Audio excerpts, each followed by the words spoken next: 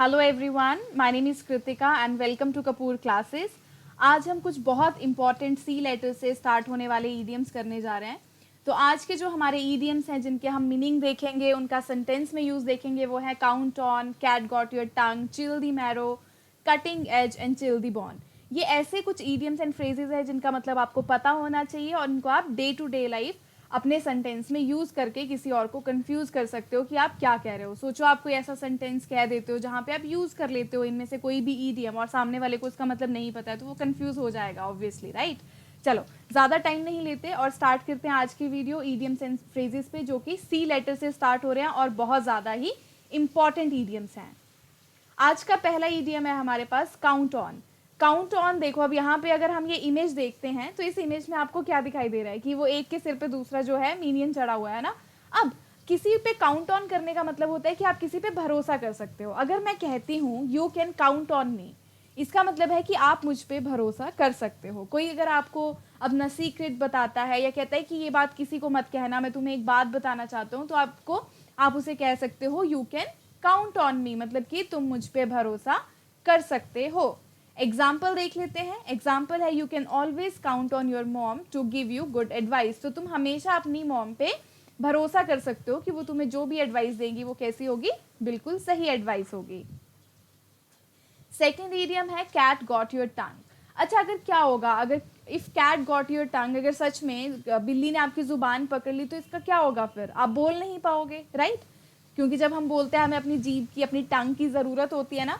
So cat got your टंग वहीं से बना है कि जब आप बोल नहीं पाते। हिंदी में हम कहते हैं कि क्या तुम्हारे मुंह में दही जम गया, अब तुम बोल क्यों नहीं रहे। ऐसा भी कहते हैं ना, क्या तुम्हें अब सांप सूंघ गया, जब कोई आगे से जवाब नहीं देता, आप किसी से क्वेश्चन पूछते हो और वो आगे कुछ बोलता नहीं है।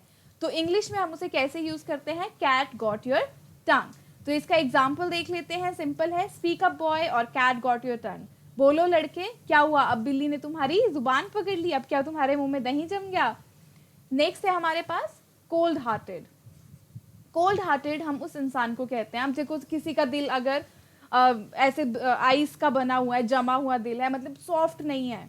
सॉफ्ट हार्टेड क्या होता है, जो सबकी हेल्प करता है, अच्छे दिल का इंसान होता है, जो पिघल जाता है बड़ी जल्दी। कोल्ड हार्टेड क्या होता है, बेरहम इंसान, मतलब कहीं किसी को कोई टॉर्चर मिल रहा है, कोई परेशान हो रहा है, तो जो कोल्ड हार्टेड पर्सन है उसको कोई फर्क ही नहीं पड़ेगा, ठीक है। वो उसको कैसा शो करेगा कि उसको कोई फर्क ही नहीं पड़ता। जैसे कुछ लोग होते हैं ना कि कितना भी बुरा हो जाए, बहुत क्रूअल लोग होते हैं, कोई तो खुद ही किसी को टॉर्चर करते हैं, परेशान करते हैं, है ना, बिल्कुल काइंड नहीं होते, उनको हम क्या कहते हैं, कोल्ड हार्टेड पीपल।